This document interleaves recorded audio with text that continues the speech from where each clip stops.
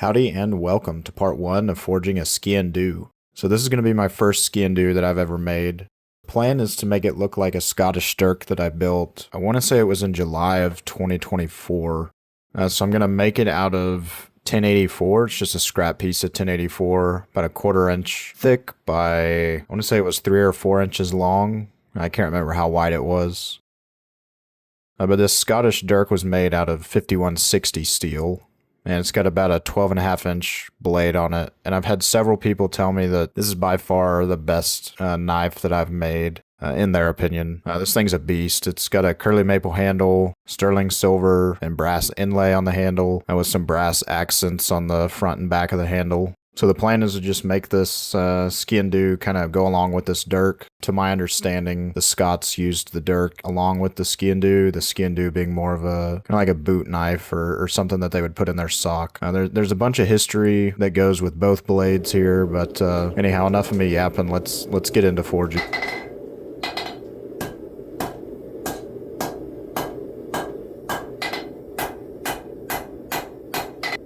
So I'm going to start by hammering on the end of the steel, and this will eventually be the tip of the knife, and I'm just going to very slowly start to draw that out.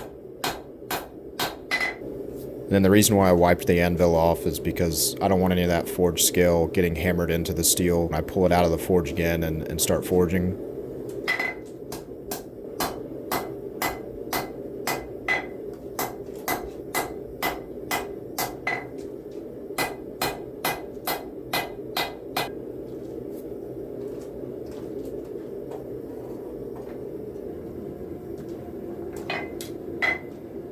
So I'm just continuing to form the tip of the knife, and you can see how by me angling the steel up like this, it really helps with creating the tip and kind of forming the belly of the knife.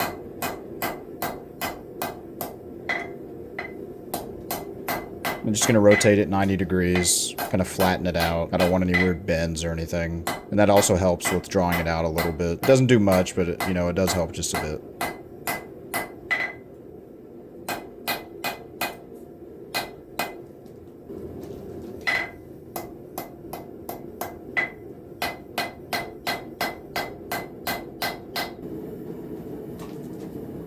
Here I'm using the horn of the anvil to help stretch out the blade, make it a little bit longer.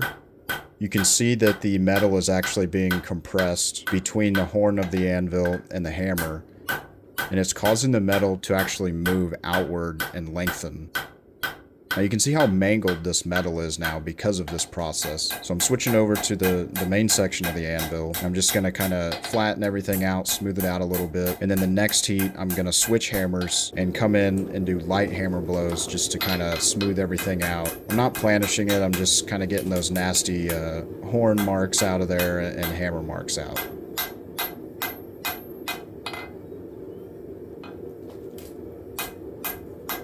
And you can really see the distal taper is taking shape on this knife. And all that is up towards the tongs. You can see how thick the steel is. And then it slowly tapers down to the tip.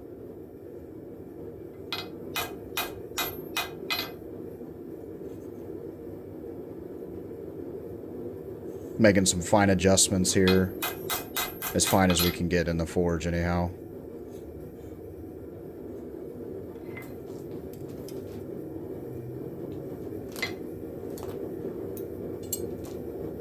And I'm just going to do a quick measuring job. I know it's super precise. I'm sure you can tell. And I'm just going to come in with the hammer and create 2 little dents, just one on each side of the workpiece, just for reference. That way when I put it back in the forge and take it out again, I can actually see those reference marks. And then I'm going to switch over to the corner of the anvil and begin isolating the tang.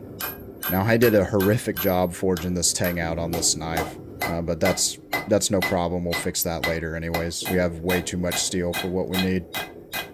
So here I'm coming in and starting to forge in the bevels. You can grind in the bevels, no problem. But I hate grinding with a passion. I mean, you're going to hear me say that a lot. I absolutely hate it. So 10 minutes in the forge, that's about an hour on the grinder. So any time that we can save, I'm definitely going to do that. The blade cooled down in the forge overnight. And now we're moving into actually drawing the design on some paper. So we're going to start by tracing the steel. Then we'll come in with some layout lines and begin sketching the design of the knife.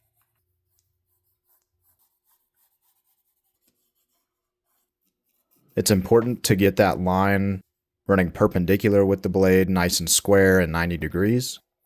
That's just going to make our handle fit up a lot easier in the future, so we might as well just make sure we get it right now.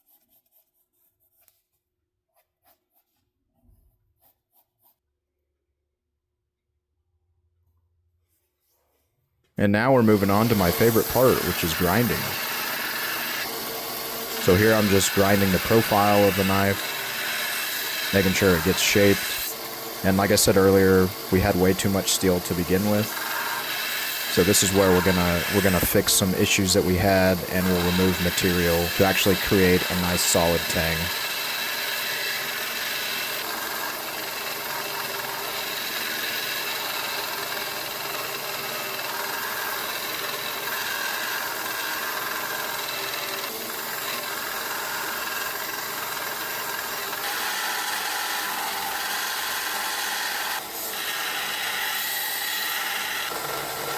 That's a good shot of my shoulder there, look at that. Here I'm just using the wheel on the grinder to come in and kind of isolate the tang and actually create the tang shape. And now we're back out in the forge. I'm just going to start drawing out the tang. Going to rotate it 90 degrees, flatten everything out, and we'll flip it 180, continue to draw it out. It's important to draw out both sides of the workpiece. And flattening some things out. Every hit just makes the tang a little bit longer.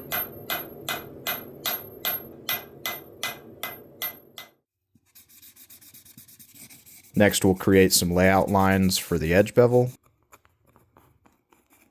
Make sure we mark both sides of the blade. Now, the only thing you didn't see me mark was the center of the blade where the edge will be. But that's okay because you can watch me do some more grinding. Here I'm grinding in the bevels. We already forged in the bevels quite a bit, so it definitely frees up some time here. But we're just going to go in and remove those hammer marks. There's very little hammer marks, but we need to go in and remove them because we haven't heat treated yet. So I want to make sure everything is nice and smooth and like we want it. And I'm not going to take my bevels all the way to the edge. I'm going to leave about maybe 1/8 of an inch of material along the edge, maybe a little less. That way it's nice and stable for the heat treat. Next we're going to hand sand. This is just 120 grit sandpaper. And you'll notice that I'm sanding along the blade instead of kind of perpendicular like the belt sander does. And the reason I like to do this is so there's no stress points in the blade when I go to heat treat. I don't want to cause any stress fractures or anything weird to happen during the heat treat. And this is just something that I like to do to kind of minimize the risk of that. You know, it's definitely not needed, but anything that I can do to help speed up the process of the heat treat and make everything kind of go smoother, I'm definitely willing to do it. Okay, now we're starting the heat treat process. So it's already been normalized. So now we're doing something called thermal cycling. For 1084, I like to begin the first cycle at 1500 degrees Fahrenheit, and then I'll let it cool, then I'll put it back in the forge, heat it up to 1350, let it cool down again, repeat the process one more time at 1350, and then after that I can put it back in the forge and actually bring it up to critical temperature and then go in for the quench. And speaking of quenching, it's time to do so. So you can see I've got a magnet on top of my anvil. And what I'm going to do is I'm going to get the blade up to what I think is critical temperature, and then I'm going to pull it out, and I'm going to skate that magnet across the blade. And if it is at critical temperature, it'll be non-magnetic. Because of doing that, I'm losing heat, so I'm going to put the magnet down, put it back in the forge, bring it back up to critical temperature, and I know it's at critical temperature just based off of the color. And then once I get to critical temperature, I'll take it just slightly past it, pull it out, and quench. Now when I quench, you can see here that I'm rocking the blade up and down. I don't want to move it side to side, diagonal, anything like that. I'm moving it vertically up and down. And that's going to ensure that there's no vapor pockets inside of the oil and everything hardens properly. Alright, the knife's cooled down, it's perfectly safe to handle. Got a 65 Rockwell tester here, and you can see it's just skating right across the metal. So we'll get this thing cleaned up and tempered, and then we'll pick things back up in part 2.